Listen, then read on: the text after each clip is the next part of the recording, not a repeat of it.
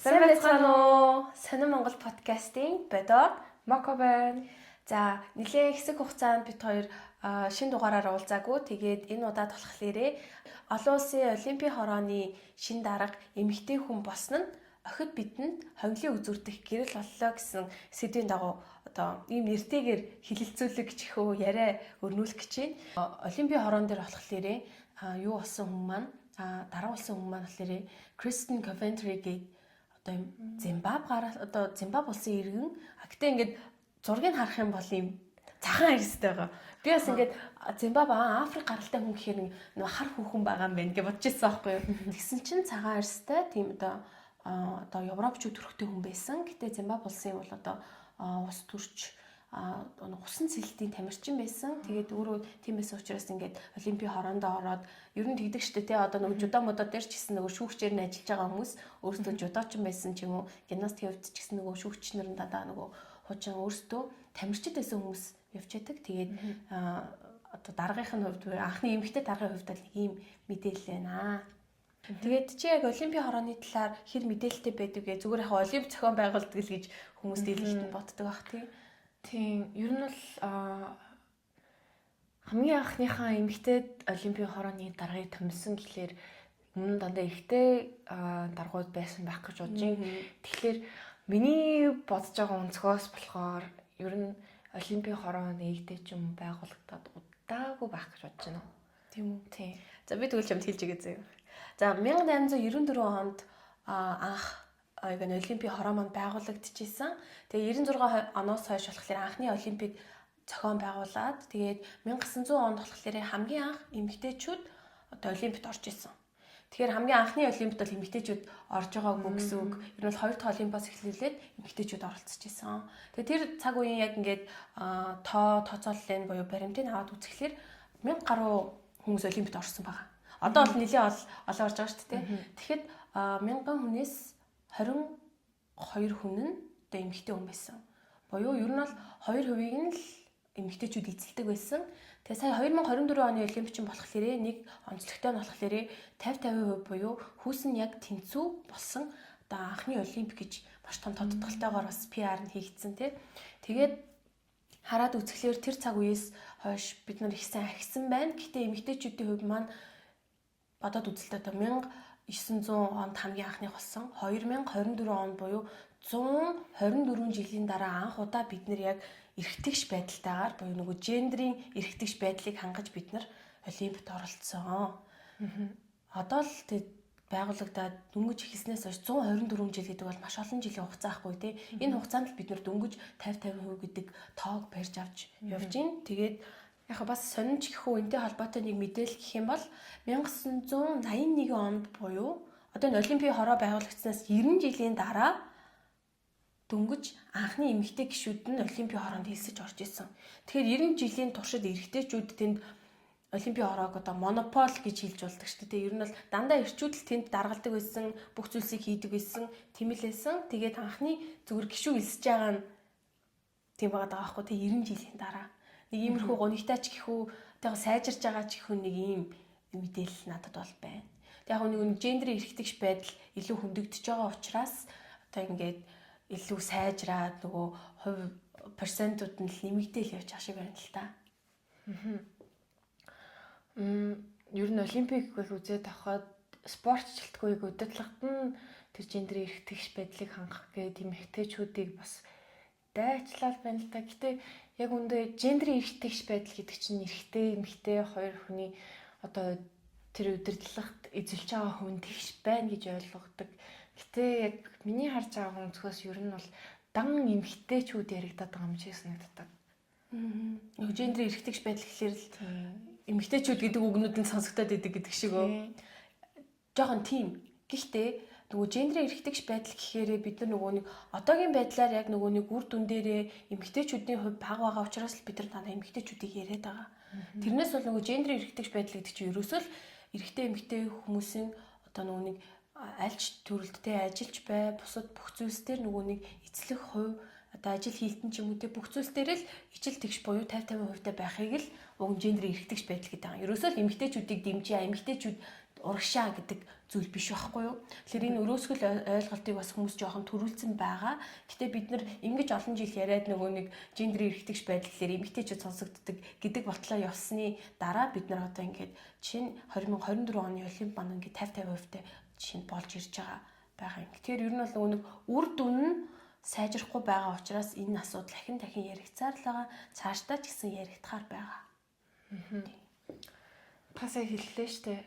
Олимпийн удирдах хороонд эмэгтэй хүн томилогдсон гэд тэгэж ярьж исэн. Яг ингээд удирдлагт ингээд ажиллана гэд тэгэхээр нэг надад TikTok бодогддог юм л да. Тэрний Jubilee гэд пэйж хуудсан дээр тавигдсан байдаг. Бичлэг байд. Тэрэн дээр болохоор эрэгтэй эмэгтэй хүмүүсийг нэг өрөөнд оруулаад үзэл бодлоо илэрхийлгээд тийм боломжуулсан байдаг. Тэрэн дээр юу гэж яригдсан бэ гэхээр ер нь их сонирхолтой л доо. Нэг залуу гарч ирээд нэг эмэгтэй тарьж байгаа хгүй юу? Эмэгтэй хүмүүс маш их давуу тал байдгаа. Одоо жишээлбэл жирэмсэн болоо жирэмснийхэн декретийг авч явж амарч болдог. Харин эрэгтэйчүүд цэрэгт явдаг. Тэгээд амиа орсон тохиолдлуудын ихэнх хувь нь тийм эрэгтэйчүүд байдгаа гэд яриад одоо тэгсэн чинь тэр эмэгтэй юу чарсан бэ гэхээр тэр системийг хэн тавьж өгсөн юм бэ? Хэн тэр системийг байгуулсан юм бэ гэж бий болгосон юм бэ гэсэн чинь эрэгтэйчүүдээс яг үнэндээ. Тийм ээ тий. Нэрэ декретийн амралт гэхэлэр чинь л одоо эмэгтэйчүүд авч байгаа. Гэтэ захирлууд нь эрчүүд байгаа. Энэ системийг буюу яг эмэгтэйчүүд декретээ авч амрах хэрэгтэй байдаг гэдгийг эрчүүд гаргаж өгсөтэй. Гэтэ яг эмэгтэйчүүдийн санал байсан л ах л та. Гэх мэтчлэнгээр ер нь бол эрчүүдийн нөгөө нэг эзэлж байгаа юм. Тэр хүн өөрөө нөгөө нэг тэг хүнийг одоо байдалд оруулах гэж байгаа өөрөө байдалд л орсон юм байна л та. За тэгээд гендер эрхтгч байдал гэснээс сая нөгөө 2024 оны улсын хурлын сонгуул болсон тий. Би өөрөө сонгуул гэсэн болохоор сайн мэдээд байна л да. Тэгээ сая сонгуулийн хувьд болохоор хүн ам болохоор яг нөгөө нэг гендер эрхтгч байдлыг 50-50%-аар хангаж ажилласан. Яг нөгөө нэг хуулиндаа болохоор квот нь нэр дэвшиж байгаа гишүүдийн 30%-ийг нь эмэгтэй хүмүүс болгоо гэж цаанаас нь заагаад тэгээд ер нь бол их тийм өнгөлөг сонгуул болсон гэж хэлж болно. Нөгөө эмэгтэйчүүд чинь бас нэг юм одоо цаанаасаа л нэг эмэгтэй хүн учраас их төрхөн их гоё харагдчихсэн. Тэгээд нөгөө ингээл дандаа ирчүүд байдаг гэсэн зурган дээр эмэгтэйчүүд ороод ирэхлээр нэг тийм цаанаасаа өнгө нэмж байгаа тиймэрхүү байгаа. Одоо бидний хамгийн сайн мэдж байгаа жишээ бол одоо манай Наара байна шүү дээ. Дуучин байсан. Тэгээ сүүлдээ лайв ч юм болсон гэдээ бид нар мэддэг. Тэгээд манай хүн маань иргэний зориг ногоо намаас дэвшээд тэгээд одоо бас одоо улсын хуралд байгаа эмэгтэй гишүүдийн маань төлөөлөл болсон. За энэ сонгуулаар шинэ гишүүд сонгогдоод одоо улсын хуралд маш том харизматай эмэгтэй нар орсон тийм ээ. Энийг хараад үзэхээр бас надад нэг юм бодогдлоо л доо. Өмнөх улсын хурлын бүрэлдэхүүнд гарсан жишээ нь болохоор хүүхдүүдийн дэгдлээ, хүүхдүүдийн аюулгүй байдал зөрчигдөж гин гэсэн яриад гарахаар ер нь хүмүүс яагаад эмэгтэй гишүүд урахгүй байгаа юм бэ гэдэг тийм үзэл бодол нэлээд явсан. Харин ингээд уул уурхай нүүрс гэж ярихаар эмэгтэй хүмүүсийг ерөөсөө яагаад урахгүй байгаа юм бэ гэж асуудгүй. Тийм ялгаа болох гарч ил харагдаж байна. Тийм ээ тийм. Би дундаа ингээд тахта юу яадаг гэсэн юм. Манай ингээд дотрыг хариуцдаг буюу одоо анги доторхыг хариуцдаг ангийн дараа нэмэгтэй тэр нь би байсан. Тэгээд нөгөө гадагшаана буюу нөгөө нэг нийгмийн ажилтан, дээдлийн симпайнер нөгөө ангийн дараа нартай харьцдаг нь манай ангийн нэг банд байсан аахгүй юу. Тэгээд би нөгөө ангийнхныгаа эвлэлд нэгдүүлэх гээд ч юм уу ингээл хичээл намаа багшиг байхгүй үед хийх гэхлээр манай ангийн нэг банд амар өмүүлээд идэг гэсэн. Тэгээд би тэр бандигаа загнасан чинь гараа явцсан аахгүй юу. Тэгээд би нэг чинь бодог байжсэн чи дараа нь тэр хүүхэд инээ тэрэ гэж очиод багш дээр ингээд юм болсон байгаа. Одоо над дээр гомдол момдол бол гаргаагүй. Гэтэ багшд очиод ингээд намайг ховлсон гэх юм уу? Яг 6 дугаар ангийн л хүүхдэл байгаа юм л та. Гэтэ тэр үед ингээд ангийн дотоод асуудлыг хариуцдаг гээл надад л бүх үүрэг даалгавар ирдэг байсан болохоос биш. Манай нөгөө нэг гадаад юмыг хариуцдаг ангийн дарга ерөөсөө оролцдоггүй байсан. Эрэгтэй хүн байсан бол тэ айгуул бас арай өөр юм хэлээд эрэгтэй хүнтэй шаардлага тавихад өөр шүү дээ. Тэг хүмүүлээдээс учраас би чи болоод өгөлдөө гэл ямар нэгэн байдлаар хөгж уурсандаа өөр хэм маягаар хэлсэн. Тэгсэн чинь нөгөө хүүхд маань уурлаад одоо гомдоод багш дээр очиж ирээд тэг би загнуулаад өнгөрчээсэн байхгүй юу. Тэгэхээр ер нь бол ингээ нэг эмэгтэйчүүд маань дандаа гүйцэтгэх албан тушаал дээр идэг. Тэгээл нөгөө хүн болгоны аашиг олно гэдэг зүүн бүх юмыг сайхан болгох гэж явж байгаа л нэг тиймэрхүү асуудалд оролцдог нь яг үндэ. Одоо нөгөө улсын хурл гэдэг чинь тэр том жишээ. Миний нэг жижигхэн жишээн дээр бол ингээ биелэгдээд байгаа байхгүй болоод идэг. Тэг ингээ яагаад ч би тэр юм загнуулах хэрэгтэй. Би тэр хүүхдүүд зөв шаардлагыг тавьсан мөртлөө би тэгж загнуулж исэн тохиолдол надад гарч ирсэн. Яг хуу ахлах анги руугаа ороод ирээд би ангийн дарга хийхэд бол ер нь дандаа охтууд удирдах албан тушаал буюу одоо нэг ангийн дарга дээрээ явж исэн. Манайх тэгж 2 ангийн дарга маргатаач байгаагүй л дээ. Ахлах анги руу ороод багшаасаа болсон баг. Гэхдээ тэгэж явж исэн мөртлөө би уг нь тэгээд за ер нь охтууд ингээд ер нь амар хүчтэй болчихжтэй. Манай охтууд алдаг болчихжтэй гэж утсан чинь сая оюутан анги руугаа орсон чинь дандаа л эрэгтэйчүүд нь ангийн дарга болсон. Эрэгтэйчүүд нь ангийн дарга болох ёстой юм шиг л байдаг. Хизээч охин хүүхдийг ангийн дарга болгоно гэдэг систем байгаагүй. Тэгж харагдаад байгаа. Тэгээ манай сургуулийн хувьд ч гэсэн нэг эцгийн эрэгт ёс дагуумгай учраас тийм байсан байх. Би одоо муйс шүтээс ч юм уу те бусад сургуулийг мэдэхгүй байна. Гэтэ ер нь бол жоохон тиймэрхүү өнцөг бол харагдаад байгаа. Та сая яг ингээд өөрийнхөө амьдралын жишээн дээр авч ярьлаа л да. Би болохоор 11-р ингээ одоо төгсөж байгаа ахлах сургуулаа төгсөөд мэрэгчлэрээ сурах гээд мөрөөдөд явж байгаа.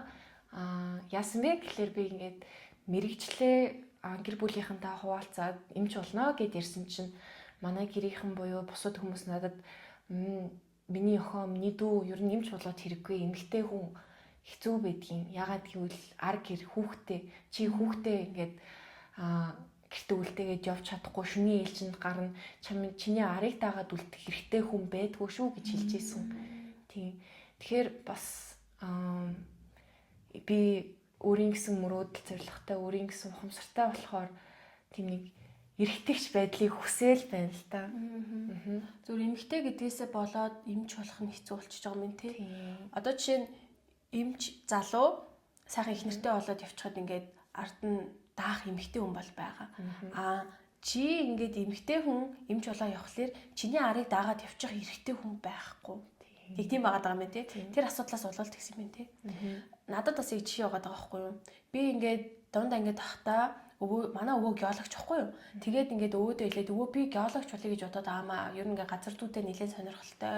Тэгээд та юу гэж бодож чинь ер нь хэр байдгүй гэл би амар очил асуухгүй юу. Тэгээд бодохтой бол манай өвөө тэг миний охин ингээл өвөө зааж өгөө энэ тэр гэх юм болов гэсэн чинь өвөө ер нь охин хүүхд геологч болоод хэрэггүй дээ. Тэгээд дандаа ирчүүдэд тэгэл 100 мөнгө тэгэл дандаа хөдөө гадаагаар явна. Охин хүүхдэд ерөөсөө хэцүү шттэ. Тэгээ ер нь дандаа хараад ахаар геологчд нь эрэгтэйчүүд л байдаг юм билээ л дээ. Эмэгтэй геологчд тун цөөн. Одоо хувийн нөгөө процентлээд үзэх юм бол өстой бараг л нөгөө нэг юун дээр сайн нөгөө олимпийн орооны жишээн дээр гасан нөгөө 2% гэдэг шиг бараг тиймэрхүү л тоо гарах байх. Тэгээ тэр хүмүүс чинь ажиллаараа мэрэгчлэрээ ажилладаг хүмүүс цөөхөн. Би бодохтой болохоор орд газар нээгээл за тэгэл баяжчих юм байна даа гэж бодсон аахгүй. Тэгсэн чинь тэгээ ер нь бол ажиллахад хэцүү юм билээ. Эмэгтэй хүний хувьд бол яг энэ чиглэлээр ажиллана гэдэг. Тэгээд ойрхны жишээнүүд ч гэвэл бас байна л да. Одоо Тэмүүжин үрлэг гээд ерөнхий боловсролын сургууль эдийн одоо ингээд цаашаа энэ нөгөө цэрэг цагтаагаар буюу батлан хамгаалахын салбар руу явах гэж байгаа хүмүүсийн. Тэгээд тэнд ингээд охтууд сурдаг байхгүй юу? Миний таньдаг охтууд ч байдаг. Ирчүүд нь ч байдаг, охтууд нь ч байдаг. Тэгсэн мөртлөө одоо энэ батлан хамгаалах юмны сайд нь дандаа ирчүүд байдаг. Яг нь дайнтай үе үед бол тэнд эрэгтэй хүний нөгөө дайны тактик үү те хэрэгтэй байх. Одоо гэхдээ 21-р зууны үед бол нэг тийм дайтай байхгүй бид нар өгийн хоёр хөрш оронтойгоо үзэлцээд хизээч барахгүй те. Тэгэхээр ерөөсөө дандаа нөгөө төвийг сэгсэн байдалтай байдаг. Тэгэхээр батлан хамгаалах юмны сайд цагдаагийн ерөнхий газрын дараагаар яагаад эмэгтэй хүн томилогдож болдоггүй юм те. Ерөөсөө эмэгтэй хүмүүсийн ингээд заавал нөгөө эмэгтэй хүмүүс нэг энэ чиглэлээрээ тэ одоо нөгөө хүүхдүүдээ яриад нөгөө улсын хурлын гишүүдэг та нар тэр хүүхдүүдийг хилээч инээ тэрийг гэхийн оронд яагаад энэ чиглэл рүү яагаад нөгөө орд газар нөгөө нүүрсээ чинь ярахад эмэгтэйчүүд орж иж болохгүй байгаа нарийн тооцооллуудыг хийдэг те эмэгтэй хүний нарийн торгон мэдрэмж чинь яг нөгөө юмыг яг нөгөө нэг бүх юмыг тэгш хангахад хүн болгонтэй нөгөө нэг одоо ихийн ницээж туглын тураачихгүй хүн шиг гэдэг шиг тийм одоо юмнуудыг гаргадаг. Одоо зарим манай одоо тэр дарга нарын гаргаж байгаа шийдвэр бол үнэхээр амьдрал дээр буугаагүй шийдвэрүүд байдаг шүү дээ. Эмэгтэй хүмүүс бол яг тийм амьдрал дээр буусан шийдвэрүүдийг гаргадаг. Тиймэрхүү жишээнүүд ч зөндөө байдаг. Тэгэхээр миний бодлоор бол заавал нөгөө нэг эрэгтэйчүүдийн гэсэн нөгөө нэг одоо стереотип гэдэг лөө тийм ингээд харагддаг. За эрэгтэй хүн бол нэг иймэрхүү чиглэлээр л юм дээр л байна да гэдэг. Инженер дээр ч гэсэн эмэгтэйчүүдийн орон тоо маш бага байдаг. Яг цаашдаа өсөх бах. Гэхдээ л ер нь нэг иймэрхүү байгаад байгаа. Бид нэр яагаад өөрчилж болохгүй юм бэ л гэдэг талаар би яриад байгаа. Ер нь эрэгтэйч байдал гээд ороод ирэхэд 10 жилд үздэг штэ. Би маш сайн санаж байгаа хгүй нийгмийн хичээл дээр үзчихсэн. Одоо Монгол улсын хуулийн өмнө хүн бүр тэгш эрэгтэй гэсэн зөвлөлтийг үндсэн хуулинд бичсэн байдаг тийм ээ. Тийм болохоор бид нар бас үүрэг эрхээ мэдээд энийхэн төлөө тэмцэх хэрэгтэй. Цөөлд болсон бас нэг жишээ байна штэ. Америк улсад ерөнхийлөгчийн сонгуул болсон тийм ээ маш том дэлхийд даяараа шуугж байсан маш том сонгуул. Тэрэнд Камала Харрис гээд эмэгтэй нэр дэвшигч орсон маш том өрсөлдөөн гарсан. Одоо үүнээс харахад ер нь бол эмэгтэй хүмүүс тийм удирдах албан тушаалд өрсөлдөх маш том потенциал байгаа. Тиймээ Трамптай өрсөлдөөд Трамп яг бас яалтчгүй те өөрөө юу яатсан өмнө нь одоо ерөнхийлөгч байсан. Тэг ер нь өөрөө нэр хүндтэй тийм хүн байсан. Тэг PR-аач их сайн хийсэн учраас Камила Харрис маань чадсангүй. Гэтэ нөгөө нэг юуны хувьд те өрсөлдөөний хувьд бас нэлээд Камила Харрис одоо өмнө нь бол эмэгтэйчүүдийн хувьд нэлээд бага байдаг гэсэн нөгөө саналын хувьд бага байсан бол энэ удаад нэлээд өндөр гарч ирсэн. Камила Харрисыг дэмжиж байгаа хүмүүс ч гэсэн өөрсдөө маш сайн илэрхийлж ирсэн шүү дээ те. Гэмтчлэнгээр бас бид нар яг ингээд охтуудын хувьтайгаа одоо ингээд төсвөр нас яг энэ нөгөө нэг залуу насн дээр явж байгаа охтуудын хувьд бол бидний үеийнхэн жоохон том болоод нөгөө 30 40 наснда ирээд бид нар яагаад ерөнхий сайд ерөнхийлөгч болж болохгүй юм бэ? Би жишээ нь анхны ерөнхийлөгч болохыг хүсэж байна. Анхны ерөнхий сайд болохыг хүсэж байна. Яг хав улс төрийн салбар хэцүү байхыг үгүйсэхгүй эмэгтэй хүний хувьд. Гэхдээ анхны бүхэн гоё те би ингээд маш том алхмыг дараачихаа үе хойждоо нээж өгч байгаа гэж би бодож байгаа учраас би бол дараагийн ерөнхийлөгч юм уу ерөнхий сайд болохыг маш их хүсэж байна. Тэгээ энэний гол алхам бол одоо ингээд нэг улсын хурлд эмэгтэйчүүдийн тоог нэмээд байгаа. Ахиад тэрийгэ цаашдаа ч гэсэн нэмээсэй. Тэгж нэмжээж бид нар нөгөө ерөнхий сайд ерөнхийлөгч болох үүд зам маань ингээд баг нээгдэнэ. Тэгэхгүй шууд нэг өдөр за ерөнхийлөгчд дэвших эмэгтэй хүн байна уу гэж гарч ирнэ үү гэж бол байхгүй шүү дээ тий. Яг өмнө нь бол нэг дэвшижсэн удаа байдаг л да. Гэтэ дандаа эмэгтэйчүүдийн санал авсан тоон маш бага байдаг. Тэгэхээр бид нар цаашдаа яг охтуудыгаа хайртай охтуудыгаа тий залуу насны бүсгүүчүүдийгээ яг энэ чиглэлээр нөгөө гендер эрхтгч байдлыг зөвөр ойлгоорой. Эрхтэйчүүд ч гэсэн яг энэ чиглэлийг тий зөвхөн эмэгтэйчүүдийн талаар яриад идэм байна гэж ойлгохгүйгээр тэгээд яг энэ нөгөө эрхтгч байдлыг хангахын тулд бид нар ингээд бүгдээрээ зөвхөн эмэгтэйчүүд ажиллахгүйгээр эрхтэй эмэгтэйгөө бид нар ингээд энэ тал дээр ажиллаж ээж бид нар үр дүнд сайн хүрнэ гэж бодож байна. Тэгээд за энэ удаагийнхаа подкастыг энэ хүргээд дуусгая гэж бодож байна. Тэгээд дараагийнхаа подкастаар уулзтлаа. Түр баяртай.